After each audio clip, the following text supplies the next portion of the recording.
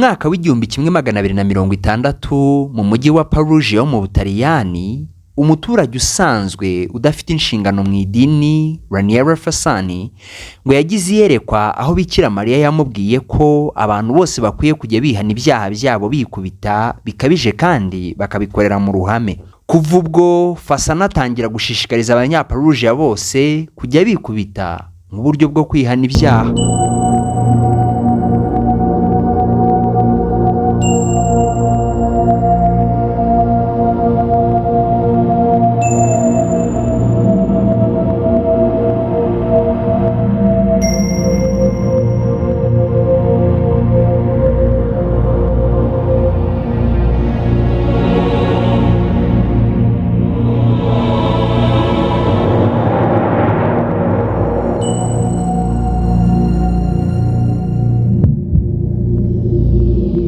Nubwo mu mutima wa muntu huzuyemo gukunda icyaha kikaba kibera kamere muntu nk'umubavu uhumura neza, ndetse cyane cyane hakaba hariho imbaraga idakundira umuntu kubyuka igitondo kimwe ngo yiyemeze kureka ikibi aricyo cyaha nk'uko ubwe yakabyifuje. Nubwo ari uko bimeze, nanone twitegereje usanga mu muntu harimo umutima wundi wo gukosora cyangwa utwikiriye icyaha. Kuva mu gihe cya kera mu mashyanga no mu mico bitandukanye, witegereje usanga abantu iteka bakora uko bashoboye ngo bacubye ikibi, ariko nanone mu buryo bwabo, haba mbere y'ivuka rya Yesu Kristo cyangwa se nyuma yaryo. Ubwo bushake iteka abantu barabuhorana. Akenshi usanga abicanyi, abajura, abambuzi n'abanyazi bibwira ko ubutunzi bwabo baramutse babusangiye n'abandi, nubwo bwose bwabonetse hari abandi babanje kurira ko byatwikira ikibi cyabo. Uko byagenda kose, umuntu naho yaba mubate, hari abagira umumaro muri ubu buzima, nawe ubwe akabyimenyaho ko yagize neza. Hamwe n'ibi, mu mutima we akaba yiyubakiye ubwihisho agomba kwihishamo umujinya w'Imana, azi ko ubundi itakamurebye ijisho ryiza. Dutangira, hari ikintu giteye ubwoba kigomba kudufasha kumva aho ibi byerekeza. Nabonye ko umwana ukiri muto yagerageje guhanagura umwanda we, birangira awukwije ahantu hose, ndetse nawe ubwo akawisiga. Ibyo hanyuma by'uwo mwana n'umwanda we bikaba bibi kuruta iyo atanagerageza kuwuhanagura cyangwa kuwukuraho. Mbese iyo umubyeyi aje agasanga uwo mwana yiyujuje umwanda mu maso, amushimira ko yagerageje kwihanagura, cyangwa icyo abona ni umwanda wabaye gikwira hose? Ngayo nguko. Kuva kera kugeza n'ubu, Satani yigishije kandi akomeje no kwigisha abantu uburyo bwo kwihanagura ibyaha bakoresheje gukiranuka k'uguhimbano, batazi ko ahubwo barushaho kwisigiriza umwanda mu maso, ku maguru, ku maboko n'ahandi hose hashoboka. Iyo umuntu awushije inzira yabugenewe yo gusabamo Imana imbabazi, Satani ahita aza akamwigisha uburyo bwe yakwiyungamo n'Imana, bityo ibyo hanyuma bye bikaba bibi cyane kuruta ibya mbere. Mu kinyejana cya 18 n'icya 19 mu gihugu cy'Ubwongereza, hari umugenzo mubi wakorwaga wo kurya icyaha. Uwakiriraga abandi akitwa umuryi w'icyaha. Nko mu gace runaka iyo higabizwaga n'ibyorezo cyangwa impfu zitunguranye, umukene hanyuma y'abandi, ikintu kimwe rukumbi cy'agaciro yabaga afite yagitangaga kubw'abandi ngo babone gukira.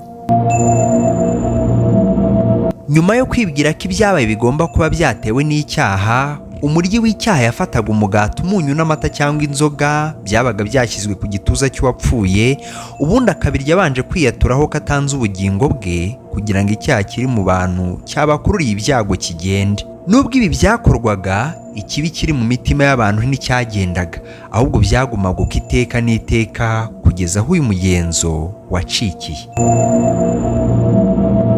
Umuryi w'icyaha wa nyuma uzwi ni umugabo w'umwongereza witwaga Richard Manslow, wabayeho hagati y'umwaka w'igihumbi kimwe magana 1832 n'igihumbi kimwe magana 1906. Nyuma yo gupfusha abana be 3 mu cyumweru kimwe, yiyemeje kurira abaturanyi b'icyaha, cyo yibwiraga ko ari cyo ntandaro y'ibyo byose muri ako gace. Uyu Richard yapfuye akora iyi migenzo ye, kandi n'icyo yapfiriye nta ngaruka nziza cyagize kuko atakuye icyaha mu mitima y'abantu, yewe n'abaturanyi be. Hamwe n'ibi, benshi bashobora guseka Richard Manslow, ariko se ntuzumva benshi bavuga bati, Ntimukibeshye, erega twese tuzajya mu ijuru, icyo bisaba ni imirimo myiza gusa. Ugasanga koko umurozi afasha abakene, uwo munyamanyanga akaba asangira n'abandi ibyo atunze. Ariko se ninde wakubwiye ko ibyo ari by'Imana ishimwe? Muri kamere muntu habamo kwishakira akaryango ko kwemerwa, ariko ni ukuri ko umunyabwenge yari akwiye kubaza nyiri gukiranuka igisobanuro cyo gukiranuka, ubundi uko gukiranuka akaba ari ko ashakashaka. Muri Yesaya igice cya 65 ku murongo waho wa 5 hagira hati: kuko twese twahindutse abanduye, kandi n'ibyo twakiranutse byose bimeze nk'ubushwambagara bufite ibizinga. Twese turaba nk'ibibabi, kandi gukiranirwa kwacu kudutwara nk'umuyaga. Hamwe n'iki cyanditswe, ntabwo uku gukiranuka k'ubushwambagara gufite ibizinga gutwikira kwandura kwacu. Kwikubita cyangwa gufasha abakene nabyo ntibitwikira kwandura kwacu, ahubwo nk'uko umwana w'igitambambuga wiyujujeho umwanda aba akeneye kuhagirwa, niko n'undi wese utarogejwe n'amazi n'amaraso byo mu rubavu rwa Yesu adashobora na busa gutunganywa n'ibyo yakihanaguza byose.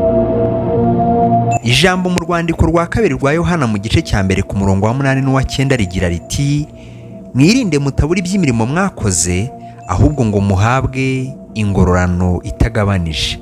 Umuntu wese urengaho ntagume mu byo Kristo yigishije ntafite Imana, naho uguma mu byo yigishije niwe ufite Data wa twese n'umwana we. Kimwe mu byo Kristo yigishije ni uko umurimo Imana ishaka ko dukora ari uwo kwizera uwo yatumye, kandi uwo watumwe koza abanduye ni Kristo ubwe. Hamwe n'ibi turabona ko imirimo igira agaciro nyuma yo kurindirwa muri Kristo ubwe ndetse n'ijambo rye. Utarindiwe muri we, imirimo iba impfabusa, kuko ubanza imbere imirimo ikagukurikira. Imirimo ntibanza imbere ngo igutange ku Mana, ahubwo Imana iragushaka mbere na mbere ngo ibyo ukorera muri yo bibone gutangira guhabwa agaciro. Mbese aho nawe nturi umwe mu bihimbiye idini y'imirimo myiza? Menya ko imirimo ihabwa agaciro bitewe n'uyikoreyemo.